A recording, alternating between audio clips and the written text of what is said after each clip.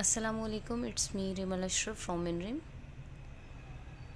Welcome to our YouTube channel. जैसा कि हम लोगों ने अपने प्रीवियस 2 लेक्चर्स में एक्सरसाइज नंबर 1.1 का question number 1 and question number 2 जो था वो कंप्लीट कर लिया था। आज हम लोग स्टार्ट करेंगे क्वेश्चन नंबर 3। अब जैसे देखें आप लोग क्वेश्चन नंबर 3 में क्या लिखा हुआ है, क्वेश्चन नंबर 3 की डिमांड क्या है। क्वेश्चन नंबर 3 में वो हमें कह रहे हैं कि आपने हमें a b c and d की वैल्यू जो है वो हम लोगों ने फाइंड करनी है, जबकि ये जो दो मैट्रिसेस हैं ये आपस में एक दूसरे के इक्वल हैं। अब क्योंकि मैंने कल आप लोगों को इक्वल मैट्रिसेस के बारे में अच्छे तरीके से एक्सप्लेन कर दिया था, अगर आपको उसकी समझ नहीं आई होगी तो आप मेरा प्रीवियस लेक्चर जो है वो आप देख सकते हैं।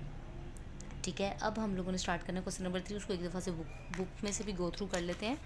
ये लिखा हुआ है find the value of a b c and d which satisfy the matrix equation. मतलब जो है वो मैट्रिक्स इक्वेशन को सेटिस्फाई कर रहा है, जिसमें उन्होंने हमें यही क्वेश्चन जो था हम लोगों ने नोट डाउन कर लिया है अपने पेज पे। ठीक है, अब जैसे देखें सबसे पहले हम लोग इसको स्टार्ट करते हैं, सॉल्यूशन लिख के क्वेश्चन को स्टार्ट करते हैं। देखें क्या लिखा हुआ है। अब उन्होंने हमें ये कहा है कि ये जो दोनों मैट्रिक्स है ना वो इक्वल है। ये इक्वल के साइन से हमें ये पता चला कि ये दोनों मैट्रिक्स आपस में एक दूसरे के क्या हैं, इक्वल हैं। अब हम लोग इसको किस तरह से स्टार्ट करेंगे। अब क्योंकि ये इक्वल है, इसका मतलब ये है कि जो फर्स्ट एलिमेंट है वो इसके इक्वल होगा, जो सेकंड है वो इसके इक्वल होगा, जो थर्ड है वो इसके इक्वल होगा, जो फोर्थ है वो इसके इक्वल होगा। इसको लिख लेते हैं। कैसे लिखेंगे, A plus C that is equal to 0। इनको साथ साथ हम लोग इक्वेशंस के नेम भी दे देते हैं। इसे इक्वेशन नंबर 1 कह दिया। उसके बाद a plus 2b that is equal to -7, ये वाली वैल्यू इसकी इक्वल आएगी। c -1 that is equal to 3, ये इक्वेशन नंबर 2 है और ये इक्वेशन नंबर क्या है, 3 है। अब 4d -6 that is equal to 2d, ये जो है ये हमारे पास आ जाएगी इक्वेशन नंबर 4। अब हम लोगों ने इनको जो था वो इक्वेशन नंबर 4 का इसको हम लोगों ने नाम दे दिया। अब देखिए हम लोग करेंगे क्या। अब हम लोग इसको इस तरह से स्टार्ट करेंगे, हम देखेंगे कि कौन सी इक्वेशन है जहाँ पे सिर्फ और सिर्फ एक वेरिएबल यूज़ हो रहा है। तो वो इक्वेशन है इक्वेशन नंबर 3, क्योंकि यहाँ पे भी ए एंड सी है, इधर ए एंड बी है, इधर जस्ट सी है और यहाँ पे भी डी है। इसको भी कंसिडर कर सकते हैं, लेकिन पहले हम लोग इक्वेशन नंबर 3 में से सी की वैल्यू को फाइंड आउट कर लेते हैं। क्या लिखेंगे, फ्रॉम इक्वेशन नंबर कौन सी, 3। इक्वेशन नंबर 3 क्या कहती है, c-1 that is equal to 3। अब देखें बेटा, अब आप लोगों को ये जो कंसेप्ट है ये हम लोगों ने 7 क्लास में यूनिट नंबर 9 है पीटीबी की जो बुक्स है 7 क्लास की मैथ्स की, उसमें यूनिट नंबर 9 में 9.1 जो था वहाँ पे उन्होंने हमें लीनियर इक्वेशंस को सॉल्व करना बताया था कि किस तरह से सॉल्व करते हैं।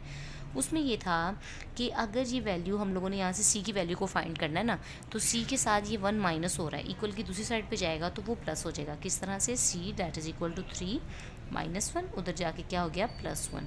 तो सी की वैल्यू हमारे पास क्या आ गई, 4।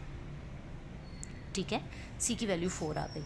अब हम लोगों के पास सी की वैल्यू आ गई है। अब हम लोग किसकी वैल्यू फाइंड कर लेते हैं।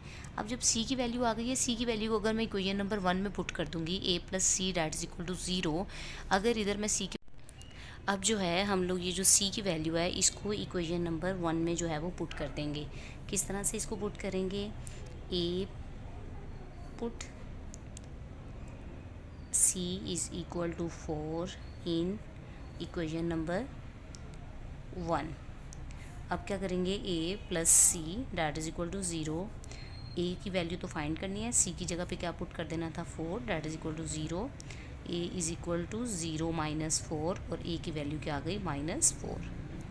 अब a की वैल्यू भी फाइंड कर ली। अब a की वैल्यू जो है वो इक्वेशन नंबर 2 में पुट कर देंगे। फिर वैसे लिखेंगे, put a is equal to -4 in equation number 2, a plus 2b that is equal to -7, a की जगह पे क्या पुट करना था, -4 plus 2b that is equal to -7, 2b इधर ही रहा मेरे पास, -7 भी, ये -4 उधर जाके +4, 2b that is equal two plus minus minus 7 में से 4 गए तो -3, b की वैल्यू क्या आ गई, -3/2, b की वैल्यू -3/2 आ गई।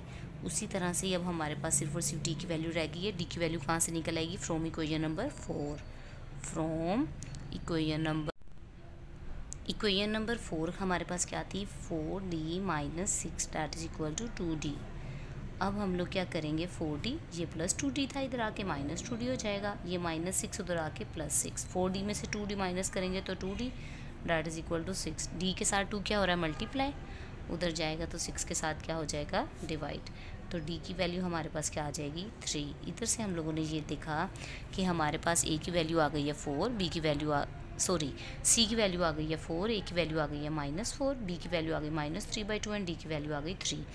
अब अगर हम लोग इनको इसी इक्वेशंस में पुट करेंगे a की जगह, अब अगर हम b, c एंड d की वैल्यू इन इक्वेशंस में पुट करेंगे तो उनका आंसर जो है वो यही आएगा। ये जिस तरह से ये 4 आंसर आए हुए ना वही आएगा। एक मैं आपको चेक करवाने के लिए बता देती हूँ, लेकिन जो हमारे क्वेश्चन की डिमांड है वो यही है कि हम लोगों ने a, b, c and d की वैल्यू जो थी वो फाइंड करनी थी, वो हम लोग कर चुके हैं। एक बस चेक करने के लिए, जैसे फॉर एग्जांपल मैं ये वाला क्वेश्चन, ये वाली जो इक्वेशन है इसको चेक करके आपको दिखा देती हूँ।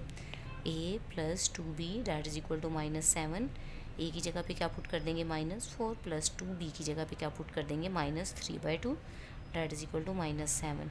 2 की 2 के साथ कटिंग हो जाएगी, -4 and -3 that is equal to -7, -7 is equal to -7। ठीक है, इससे हमें ये भी पता चल गया कि हमारा जो आंसर है वो बिल्कुल परफेक्ट आ रहा है। होप सो आप लोगों को क्वेश्चन की समझ आ गई होगी।